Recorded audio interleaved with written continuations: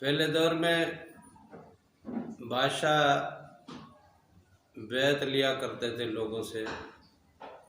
اور جب کہیں کوئی فتح پا لیتا تو اس علاقے میں لوگوں سے بیعت کرواتا،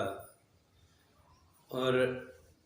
دور دراز کے علاقوں میں بادشاہ اگر خود نہ جاتا یا وہاں کے لوگ چل کے بادشاہ کے وہاں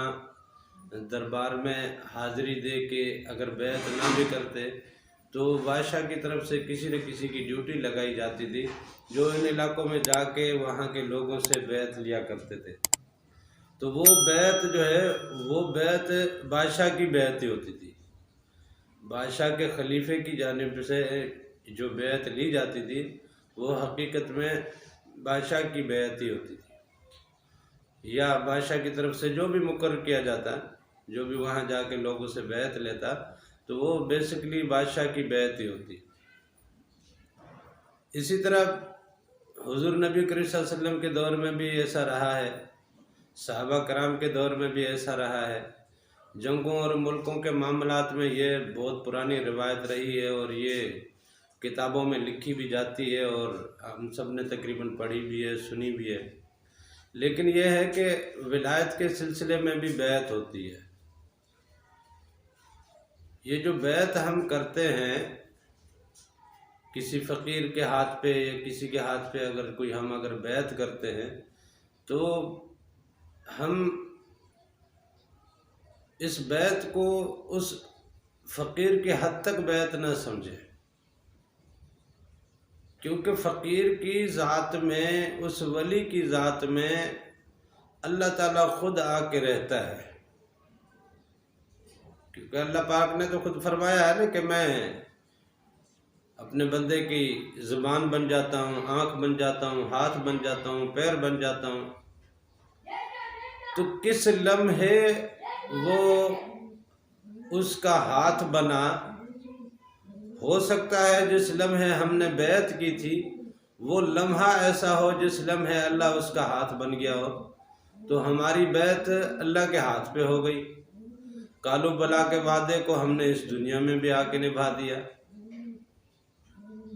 جب ہم نے اس کا ہاتھ چوما تو ممکن ہے جس لمحے وہ ہاتھ چوما گیا ہے اس فقیر کا،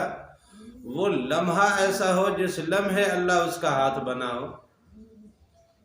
تو ہم نے تو اللہ کا ہاتھ یوں سمجھو جیسے چوم لیا۔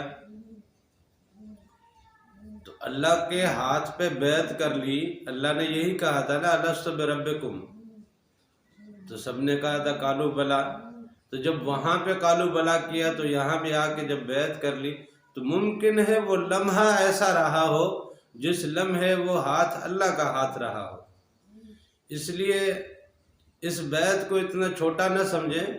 اس بیعت پہ آپ نے وہ اقرار دوبارہ کر لیا کہ اب میں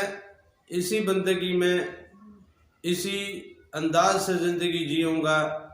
جو انداز یہاں سے مجھے سکھایا جائے گا، جو یہاں سے بتایا جائے گا۔ اپنے اندر سے بغض اور عناد نکال دوں گا، اپنے اندر سے حسد اور جلن نکال دوں گا، اپنے اندر سے میل کچیل نکال دوں گا، اپنے اندر سے گناہوں کی رغبت نکال دوں گا، اپنے اندر سے لالچ نکال دوں گا، اپنے اندر سے فریب نکال دوں گا، اپنے اندر سے جھوٹ نکال دوں گا، اپنے اندر سے ہر برائی نکال دوں گا، اپنے اندر میں بھلائی کو بساؤں گا، نیکی کو بساؤں گا، محبت کو بساؤں گا، اخوت کو بساؤں گا،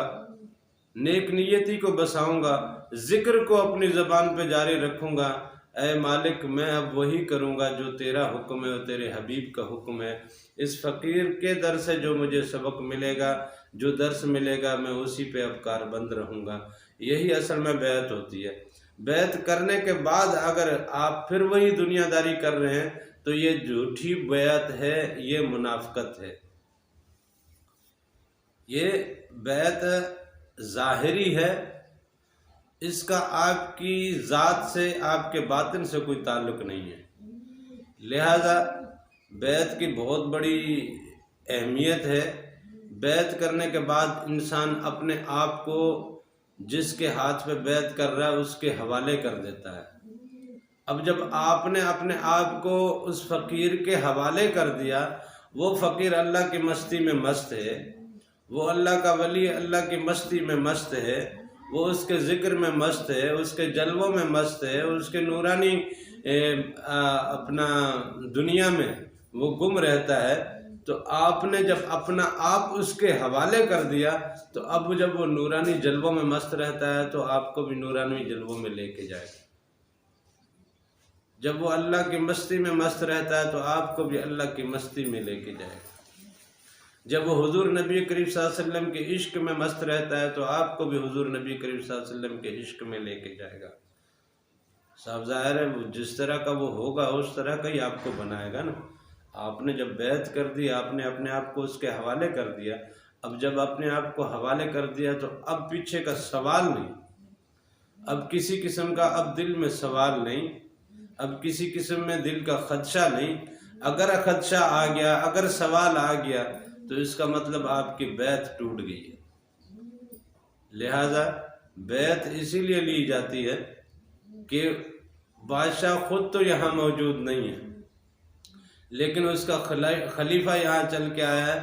تو بیعت کرنے کے بعد اس بادشاہ کی بادشاہی میں ہم نے اپنے آپ کو ضم کر دیا۔ اسی طرح اللہ تعالیٰ خود تو ہمارے سامنے موجود نہیں ہے،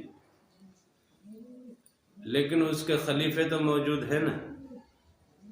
اس نے تو بولا ہے انی جاعل فی الارض خلیفہ، تو اس نے جو خلیفہ بنا کے بھیجا ہے وہ خلیفہ موجود ہے۔ اب خلیفے کے ہاتھ پہ جب آپ نے بیعت کر دی ہے تو یوں سمجھو یہ آپ نے اللہ کے ہاتھ پہ بیعت کر دی۔ خلیفے کے ہاتھ کی بیعت بھی تو اللہ کی بیعت ہے۔ عام دنیا داری میں جیسے کسی بادشاہ کے خلیفے کے ہاتھ پہ آپ بیعت کرتے ہیں،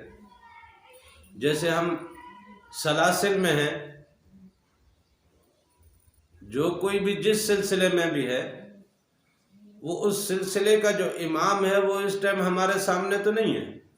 ہم جیسے وارثی سلسلے کے ہیں تو وارث پاک اس ٹائم ہمارے سامنے موجود نہیں ہے، لیکن جس فقیر کے ہاتھ پہ ہم نے بیعت کی ہے وہ وارثی سلسلے کا ہے،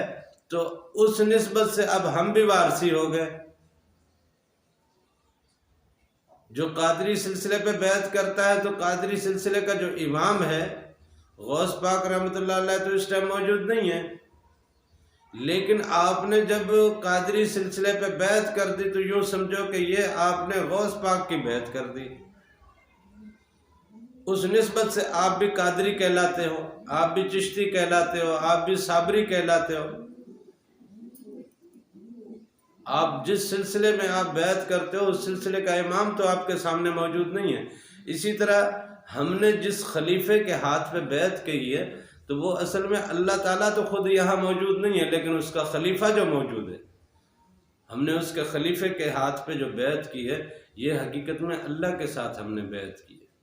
یہ عہد کیا ہے، یہ وعدہ کیا ہے، یہ عہد حقیقت میں ہم نے اللہ کے ساتھ عہد کیا ہے۔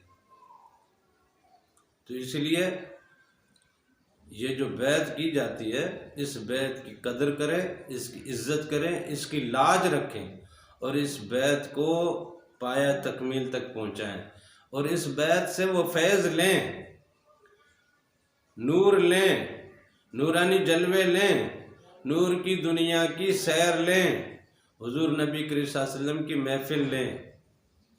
خالی سلسلے میں آ کے بیٹھ گئے ہو تو کوئی فائدہ نہیں۔ ہم بہت سارے مسلمان پھرتے ہیں، بہت سارے مسلمان پھرتے ہیں، آپ بھی ایسے ہی پھر رہے ہو۔ لہذا اپنے اس بیعت کو جب تک آپ خود عزت نہیں دو گے، جب تک آپ اس کی قدر نہیں کرو گے، جب تک اس بیعت کے مطابق آپ اپنے آپ کو ڈھالو گے نہیں، تب تک یہ بیعت آپ کو فیض نہیں دے گی، اور بیعت کر کے آپ نے فیض نہیں لیا تو پھر بیعت آپ کی فضول ہو گئی، اور بیعت کر کے آپ نے بیعت والا کام نہیں کیا تو آپ نے منافقت کر لی، اور منافقوں کا تو کوئی ٹھکانہ نہیں، منافقوں کے لیے بہت برا ٹھکانہ ہے۔ لہذا بیعت کی عزت کریں اور اس بیعت کو سمجھیں، یہ عام بیعت نہیں ہے، یہ آپ نے اپنے رب کے ساتھ بیعت کی ہے، اپنے خالق کے ساتھ بیعت کی، اپنے مالک کے ساتھ بیعت کی۔ مالک کے ساتھ بیعت وہاں بھی کر کے آئے ہو، اب یہاں بھی کر لیے، اب پھر بھی آپ اگر اپنی بات سے مکر جاؤ اور اپنے انداز سے مکر جاؤ، اپنے کام اپنے اعمال سے مکر جاؤ، تو پھر آپ کا ٹھکانہ کیا ہو سکتا ہے؟ آپ اپنے پھر ٹھکانے کو جانچو، دیکھو، سمجھو، لہذا بیعت کی قدر کرو۔